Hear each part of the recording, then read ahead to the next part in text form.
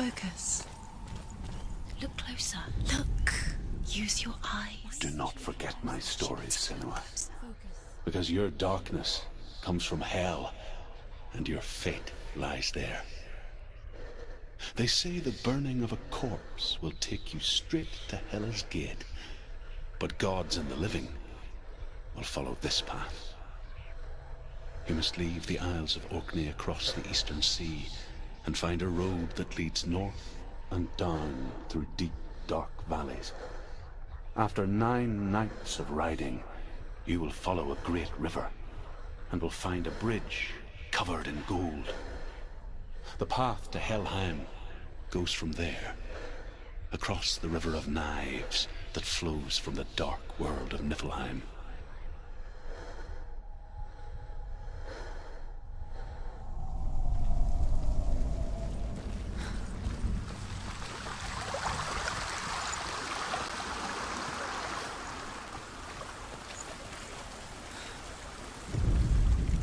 The Northmen speak of 9 worlds. The world of men they call Midgard. Sky gods dwell in Asgard. The gods of earth, harvest, wind, and sea dwell in Vanaheim. The good elves dwell in Alfheim. The evil ones dwell in Svartalfheim. The mountain giants dwell in Jotunheim. The fire giants dwell in Muspelheim. Niflheim is the world of ice and darkness. Only the dead dwell in Helheim, and that is where you must travel.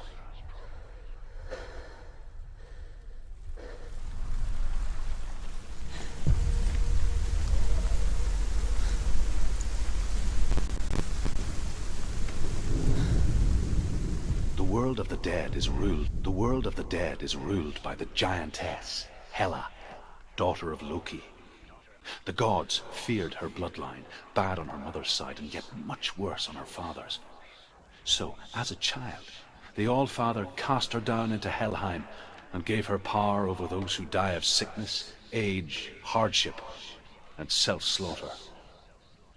In all of the 9 worlds, only Hela can resurrect the dead. To Hela, your Dillion was sacrificed, and with her you must bargain.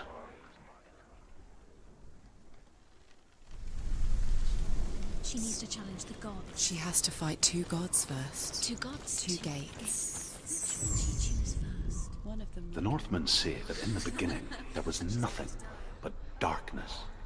Bitter cold to the north, fiery hot to the south. They say the cold formed ice, which melted from the sparks from the south. The power of the darkness gave life to the dripping ice, and the first giant was born, and was named Ymir. The ice continued to drip, and the power of the void gave life to it, and it became a cow, whose milk fed the giant. That's right, a cow. Bet you weren't expecting that.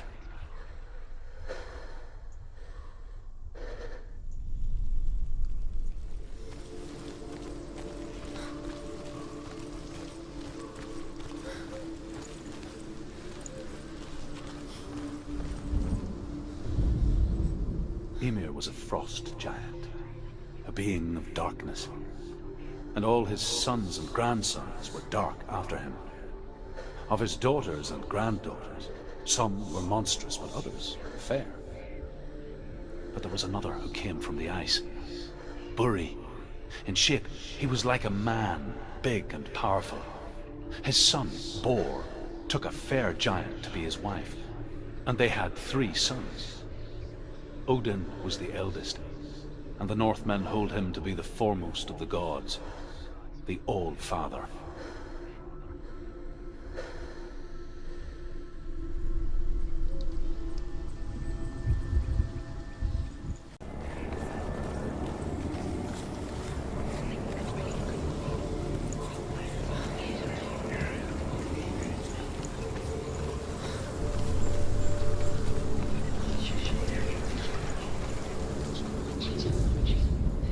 The Northmen say that Odin and his brothers killed Ymir, and that the world of men was formed from his corpse. They made his bones into stone, and his flesh into earth, and his blood into the salt sea. They set his skull to be the bowl of the sky, with his brains for clouds. Odin and his brothers caught the sparks flying from Muspel and made them into stars. And to protect the new world from the giants, they used Ymir's great curving eyebrows as walls.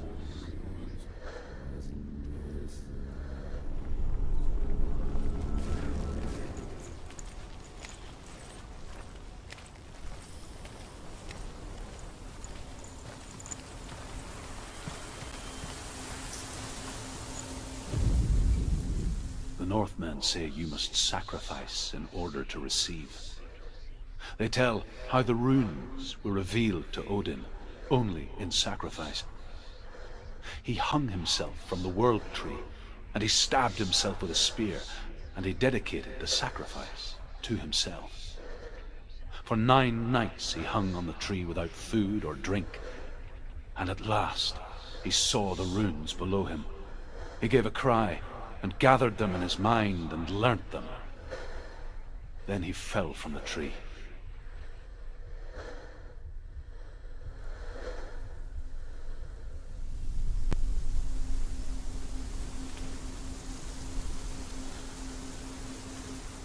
Senua does.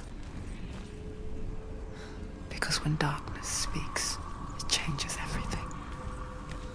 Turning home into a foreign land and loved ones into strangers. Exile makes sense when you realize that you were never really home in the first place.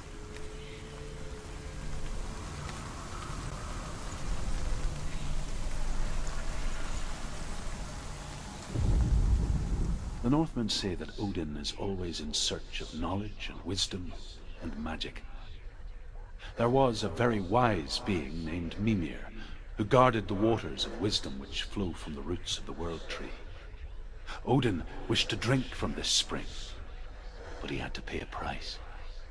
So he gouged out his own eye as offering to Mimir. He drank from the well and traded one way of seeing for another.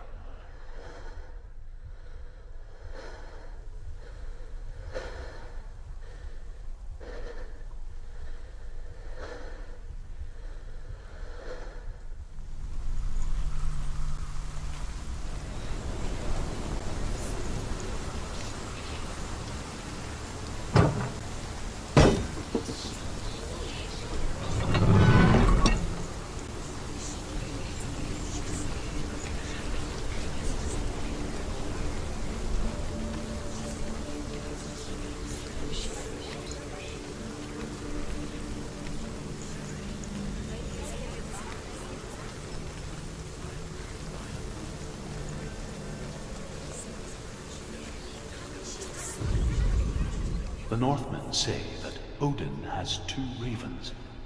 Their names are Thought and Memory, and each day he sends them out to fly all across the world. Upon their return, they perch on his shoulders and tell him everything they have seen and heard. In this way, he learns of things far and wide, and for this reason, he is called the Raven God. Senua, like Odin, you must seek wisdom through thought and memory if you are to succeed in your quest.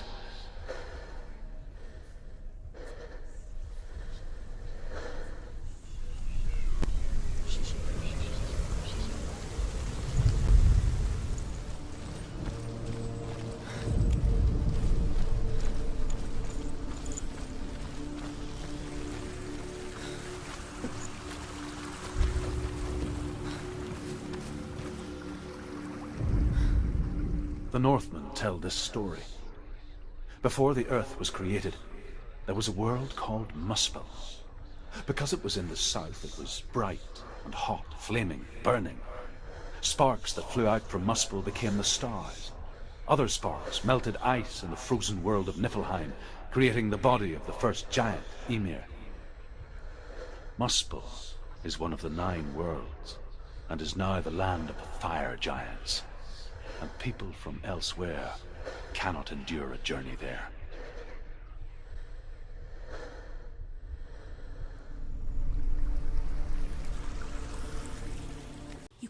through. How will she get through? She'll need to find another way. Truth said, find your own path. There's always another way. There's always a way. The Northmen say that the defender of Muspel is called Surt, the foremost of the fire giants. His name means the Black One, because he is like something burnt. The Northmen believe that he sits at the border of Muspel with his flaming sword, and at the end of the world he will leave his post. He will travel to Asgard and Midgard, waging war against all the gods. He will be victorious, and then burn the whole world with fire.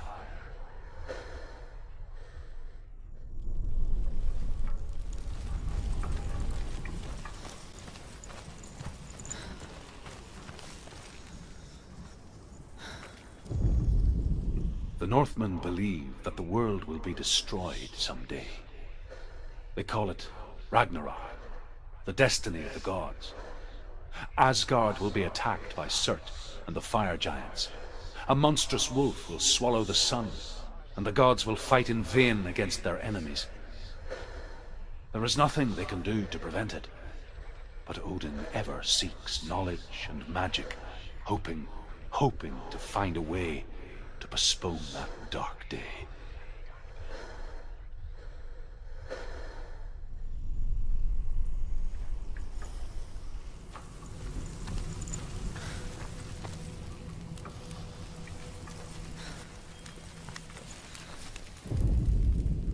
The Northmen say that at Ragnarok, the sons of Muspel will travel to battle in the ship called Naglfar, the corpse ship. And when the sons of Muspel leave the ship and ride to battle, it will be as though the sky had split open, and Surt will lead them. Wherever he goes, flame will erupt before him, and fires will burn behind him.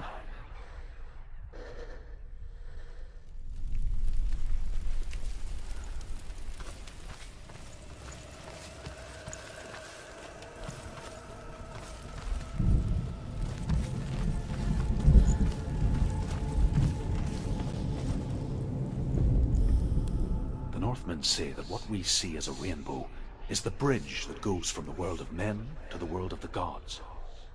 For now, they say the frost giants and the mountain giants cannot cross it. But they say that when Ragnarok comes, not a thing in this world will be safe. The rainbow bridge will break under the onslaught of the fire giants riding on flaming steeds. Senua, I have seen the fire of Surt spread far and wide, and to our lands. Ragnarok is coming.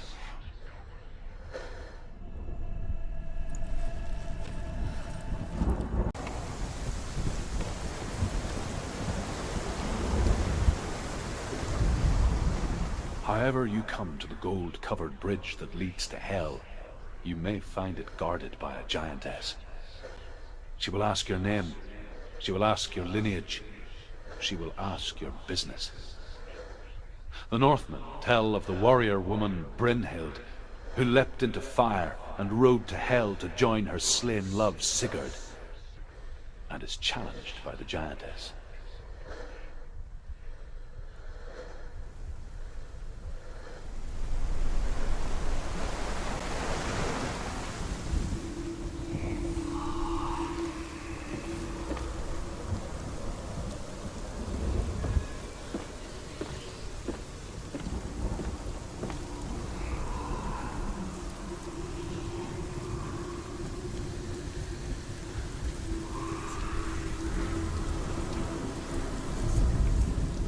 Hela possesses large dwelling places in Helheim.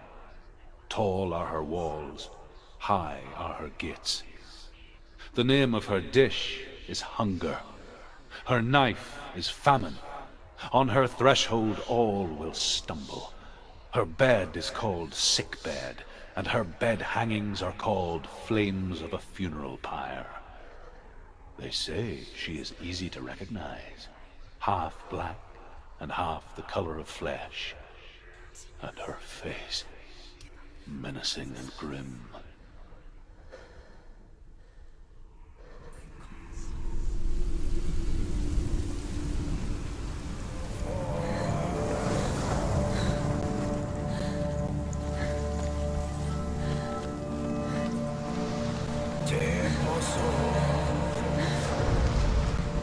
The Northmen tell of a great hero.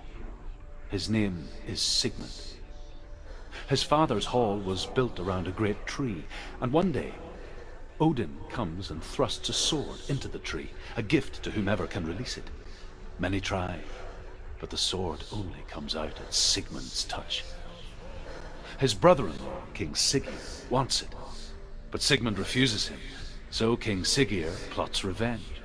He invites Sigmund and his brothers to a feast, but when they arrive, they are met with an army, not a warm welcome. King Siggeir captures Sigmund and his brothers, steals his coveted sword, and readies them for execution.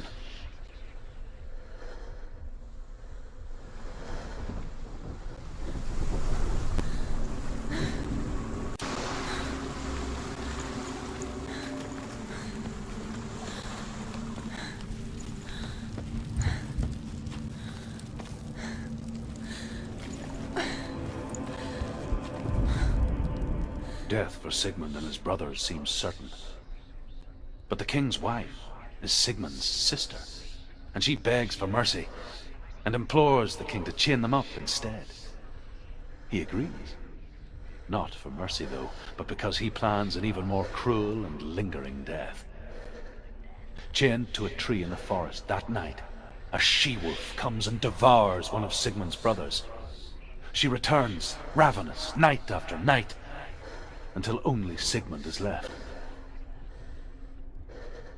The next day, Sigmund's sister sends a servant with honey to smear on Sigmund's face. But to what end? Well, that night, when the she-wolf appears again, you'll never guess what happens.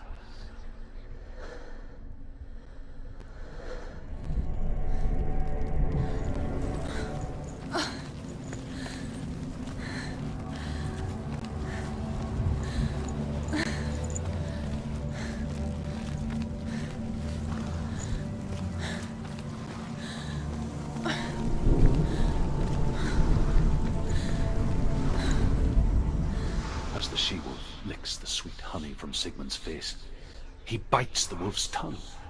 The she-wolf pulls away, but Sigmund holds on. The chains break, and he is free. After his escape, Sigmund lives like us, hidden in the forest.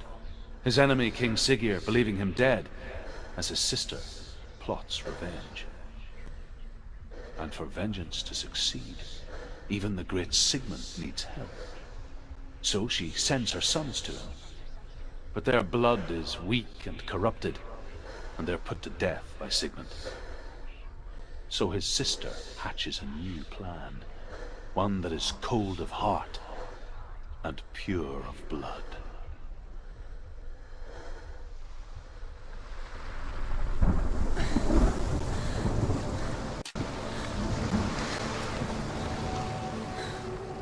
Perfecting her own secret dance. Wishing those fleeting moments of light would stretch out to last forever.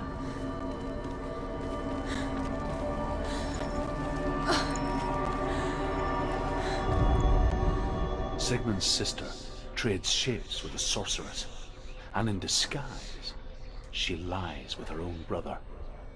She gives birth to a son named Sinfjotli. After a time, she sends him to the forest to Sigmund. He tests the boy and finds him strong and fearless, and so they go to take their vengeance on King Siggeir. But luck is not on their side. They're captured, and Siggeir has them buried alive.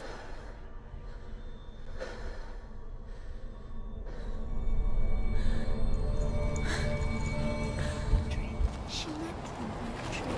Maybe it's a sign, the tree. What's he trying to tell you? He's waiting for you by the tree.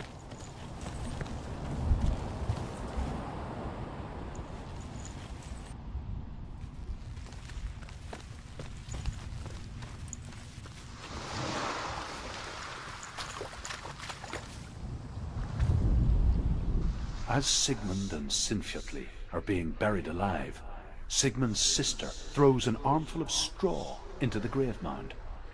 Hidden in the straw is Sigmund's sword, the gift of Odin. They cut their way out of the grave mound and set fire to Siggeir's hall. The king burns to death. Sigmund calls to his sister to come out, so that she may live and be honored. She does come out, but only to tell him the truth. That she had slept with him, her brother, to beget a strong avenger. I am not fit to live, she says, and walks back into the fire. Strike vengeance from your heart, Senua, as there is always a heavy price to pay.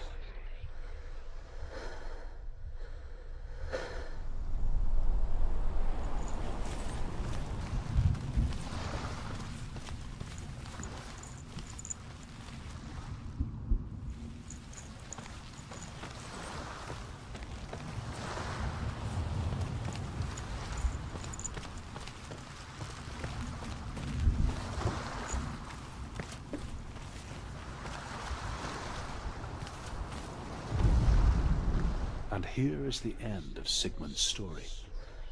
He was a fierce and great warrior who fought many battles. But one day, an old man came onto the battlefield.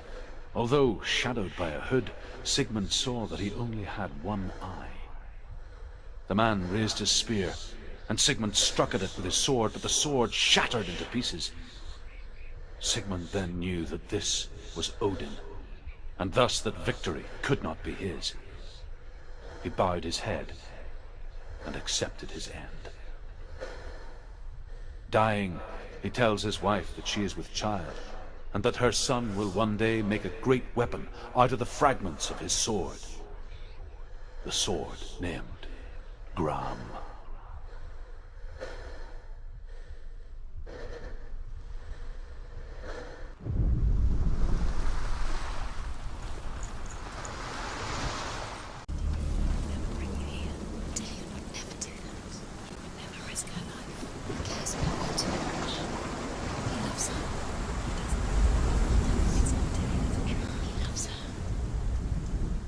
Senua, you remind me of a story that the Northmen tell about a young woman warrior.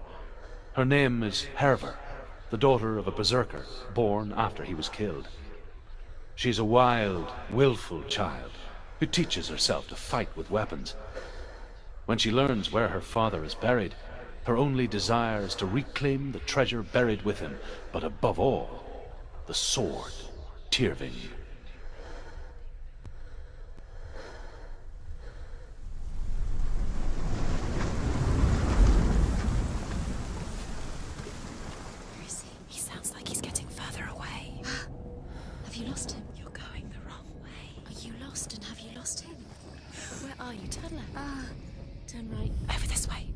Hervor disguises herself as a man to join a band of warriors, and soon becomes their leader. When they come to the island where her father is buried, her men do not want to go ashore. They say that evil haunts the island, and that it is a worse place by day than other places are by night. Fearless, she lands alone. There are many grave mounds, and all of them have ghostly flames burning over them. She comes to the grave mound of her father after passing through these ghostly fires, as though they were mist. The flames I passed through were real enough. Damn the Northmen to hell.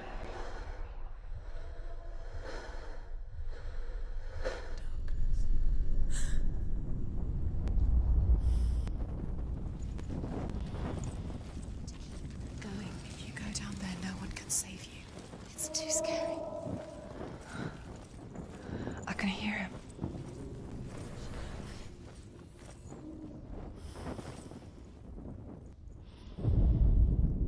Within the burial mound, Hervor calls on her father to wake from death and bring her his sword. She says that it is not seemly for the dead in their grave mounds to bear valuable weapons. Her father answers with words of warning. You go to your doom. Baleful runes surround you. You have gone mad. You have lost your mind. Your thoughts are confused. It is dangerous to wake the dead. Like I said, she reminds me of you.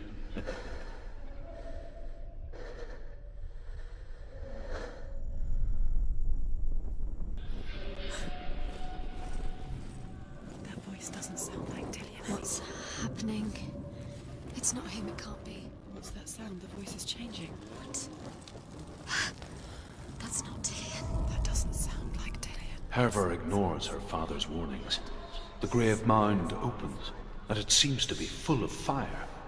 Again, Herver demands her inheritance, but her father warns her that the sword is cursed and would be the bane of her family. But he relents and brings her the sword. She leaves the island with it, but the curse holds true, and death would follow in the years to come.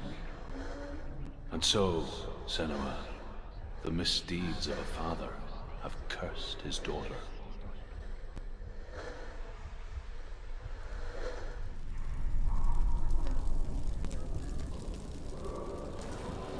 What's in there? What's in there? Let's cross it.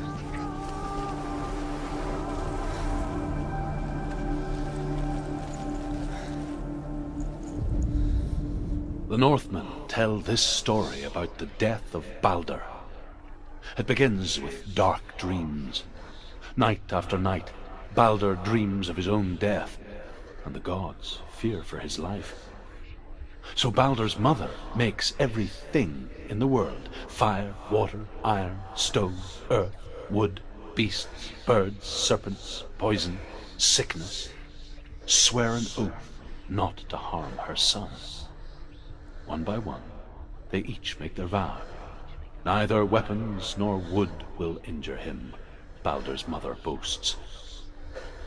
Only Loki, father of Hela, the mistress of death, is not amused.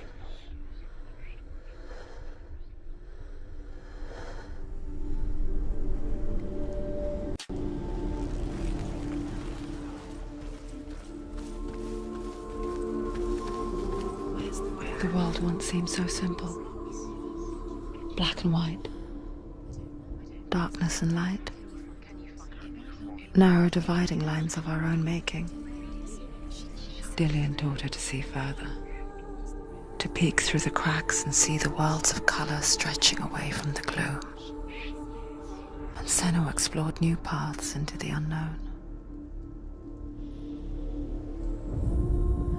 The gods feast and rejoice and amuse themselves by throwing spears and stones at Balder, striking at him with sword and axe. But he comes to no harm, whatever they do. The gods never cease to wonder at this great marvel. But Loki shapes himself into a woman and asks Balder's mother, "Is it really true that all things promise to keep him safe?"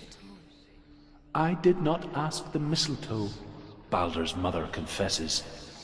"I thought it was too young." Oh dear.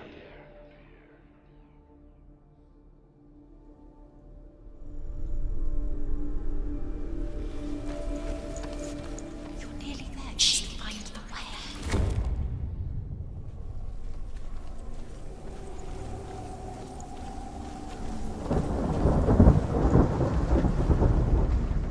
Loki makes a dart out of mistletoe and goes to the gods as they throw things at Balder. The blind god, Huth, was there. Loki asks him why he wasn't taking part. Huth says, "I cannot see where Balder stands, and even if I could see him, I have no weapon." Loki replies, "Here is a wand. I will tell you where he stands." And Huth throws the mistletoe at Balder. It pierces through him, and to everyone's horror, Balder is killed. And for this, Huth is slain. You killed him with your love because he believed in you.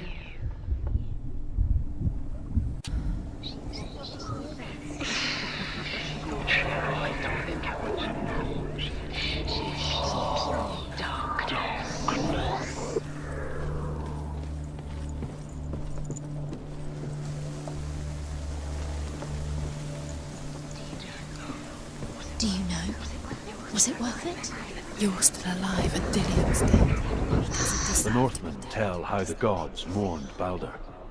His body was to be burnt on his ship, but they could not manage to push it into the sea and sent for a giantess to do it. She comes riding a wolf and has vipers for her reins. She pushes Baldur's ship into the sea with such force that the ground shakes and the rollers burst into flames. When Baldur's wife sees his body carried onto the ship, her heart bursts with grief, and she dies. She's put next to her husband, and the pyre is lit, sending the dead to hell. But even so, the gods cannot accept his death.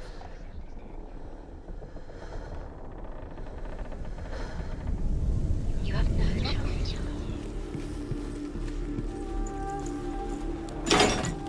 He was the only one that really loved her.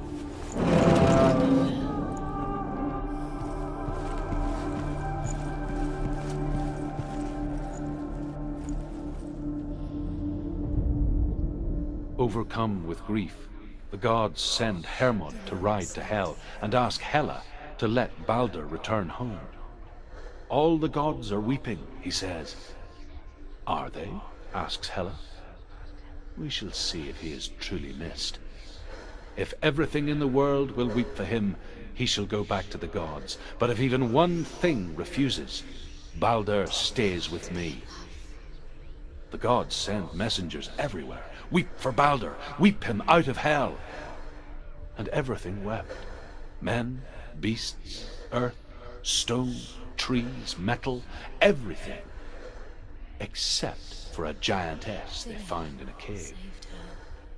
Baldur was never my friend, she says. Let hell keep what she has. The Northmen say that the giantess must have been Loki in disguise. Do you remember the way he looked? He was kind.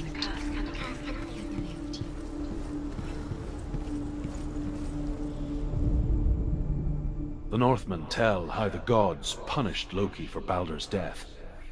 They captured him and took him to a cave. They fetched his 2 sons and turned one into a wolf, and he ripped his brother apart. The gods used Loki's own son's entrails to tie him down, and turned these bonds to iron, and dangled a poisonous serpent over his face, so that its venom would drip onto him. Each time the venom drips onto Loki's face, he writhes in agony. The Northmen say that is the cause of earthquakes. A reminder, perhaps, that if even gods must accept death, then so must we.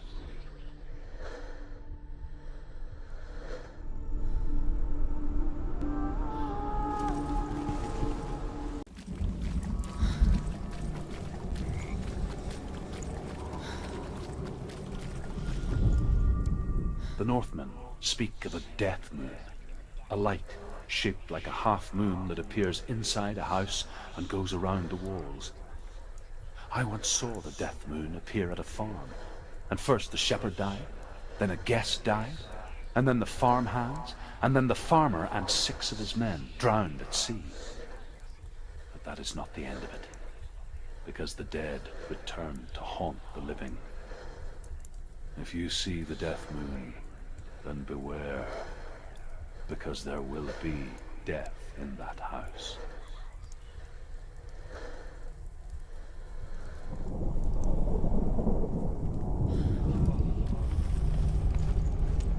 Where is he?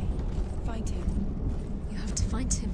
The runes. Focus. Focus on the runes. Focus the runes. There was a Northman called Grettir, big, red-haired, immensely strong, but he was afraid of the dark. It happened one night that an undead creature came to his house to drag him outside into darkness and kill him.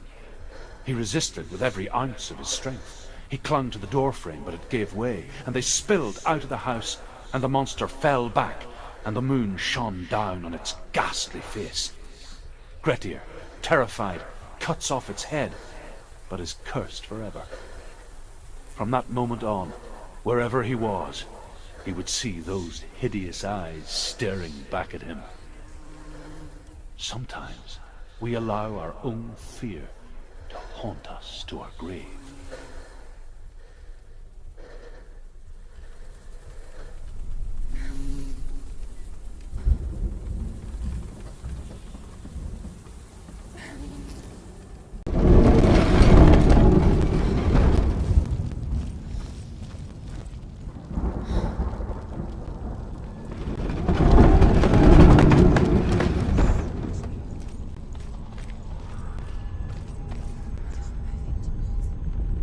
will tell you of a great hero named Sigurd, son of Sigmund, no less.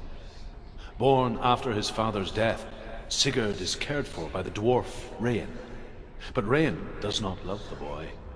Instead, he plans to use him for his own ends.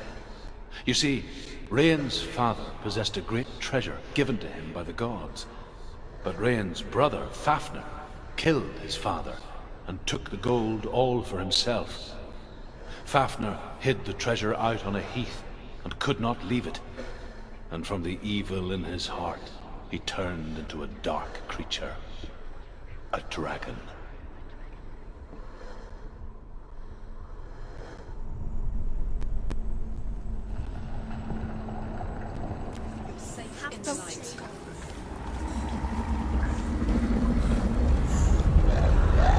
Rain the Dwarf's sole desire is to possess this dragon's accursed treasure, and he uses Sigurd to reclaim it.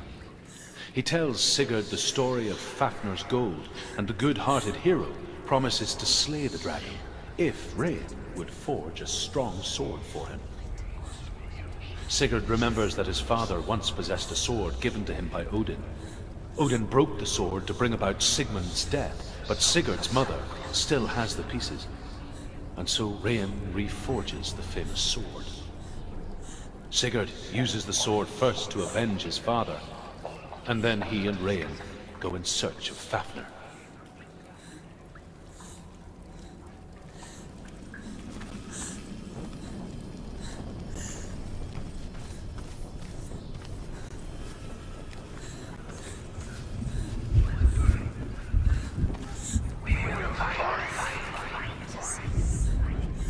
The dragon Fafnir is so large and deadly that it would be impossible to kill him face to face.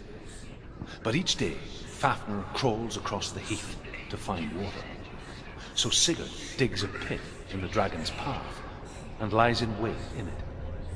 When Fafnir slithers overhead, Sigurd sinks his sword into the dragon up to the hilt. Sigurd leaps from the pit, and Fafnir sees his killer. He warns Sigurd that the treasure will lead to his death, as it led to the death of all who owned it. Sigurd replies that death comes to all men, and every man would want to be wealthy until that day. And he takes the treasure.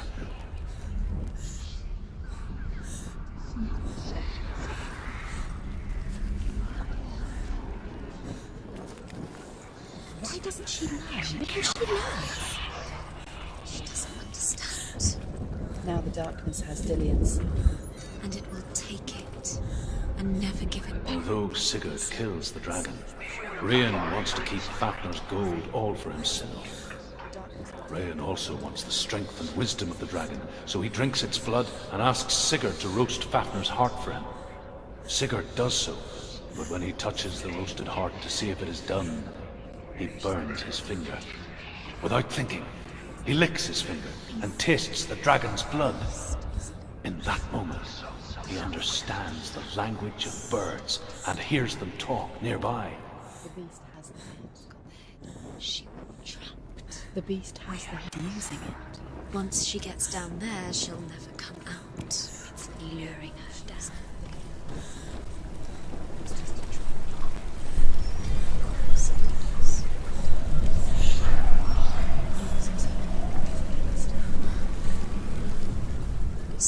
Sigurd's newfound power lets him hear the birds speak, and they say, Sigurd should eat the heart himself. Rain wants Fafnir's gold. Sigurd should kill Rain before Rain kills him. Sigurd should find Brynhild the Valkyrie, who sleeps an enchanted sleep. Sigurd heeds the bird's advice. He kills Rain, eats Fafnir's roasted heart, and takes Fafnir's treasure. And he embarks on a new quest, to ride to Hinderfell and find Brynhild the Valkyrie.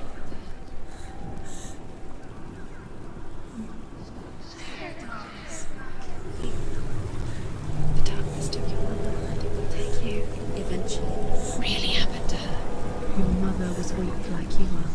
Her mother Go down. Go down. She has to. Sigurd learns that Brynhild had once disobeyed Odin, and so he had her punished, stuck her with a sleep thorn, and put her body within a rampart of burning shields. Only a man who knew no fear would ever reach her. But like me, Sigurd is fearless and passes through the flames, just as I did, and wakes the sleeping warrior girl.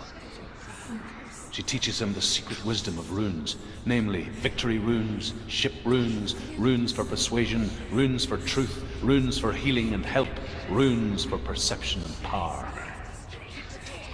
Like Sigurd, the greatest young warrior of the North, you must learn the secrets of the runes to fight amongst the gods in Hell.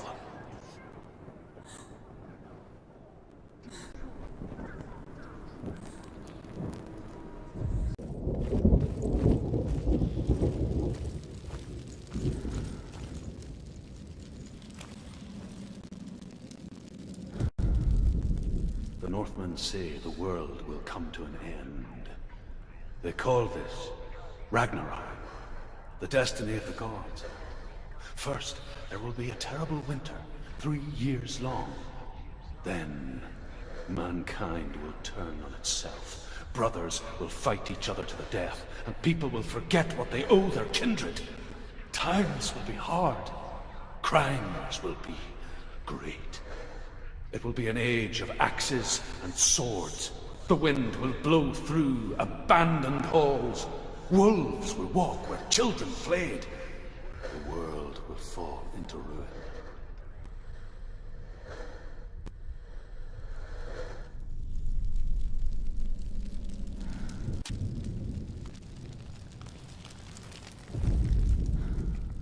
The Northmen say the gods will fight their last battle at Ragnarok. Their watchmen will blow the horn that can be heard through the whole world. And Odin will speak with the severed head of Mimir, which gives him good counsel.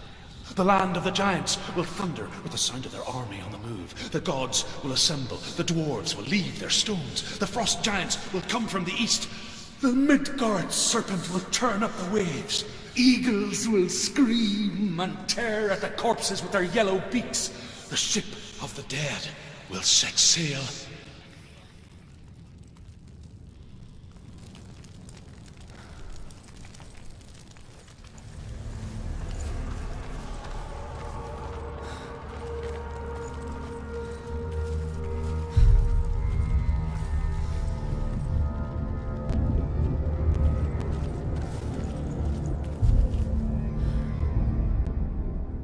The Northmen say that at Ragnarok, the gods will face a ship full of their foes, which Loki has steered to Asgard.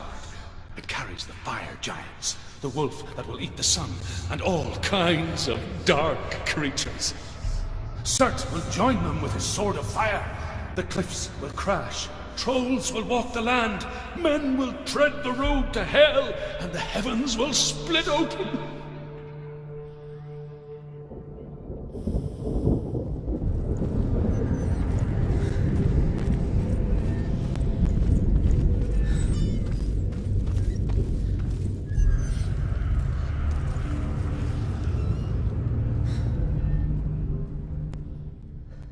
Northmen say that each god will do battle at Ragnarok. Odin will fight the monstrous wolf and be killed, but his son will avenge him and plunge his sword into the heart of the beast. Freyr will face Surt, but he had given his sword away for love, and without it, he cannot defend himself against the flames. Thor will smite the Midgard serpent to no avail. The sun will grow black, the earth will sink into the sea, the stars will disappear, fire and water will meet, steam will shoot up, flames will play against the sky, the heavens and earth and all the world will be burned, all the gods will be dead, and the warriors of Valhalla and the people everywhere. Senua, prepare yourself for Ragnarok. For it is nigh.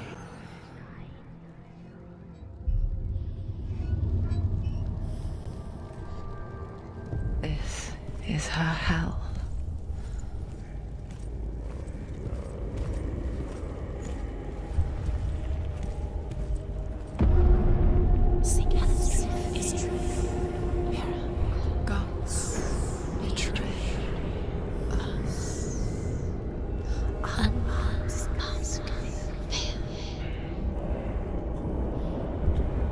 The man I was before Druth.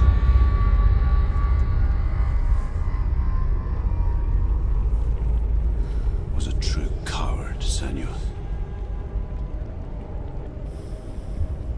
I was well-traveled. I spoke both their tongue and ours. So they took me as a slave. I thought I could help to broker peace. Or at least stay their hands from slaughter. But under torture, I did no such thing. I led them to the treasures and slaves they sought. But I wasn't the only one. Another came to the Northmen willingly, offering a bargain, a man in black from your lands. And he was offered safe passage for his treason. In the end, Senua, it isn't the gods that cause us so much suffering.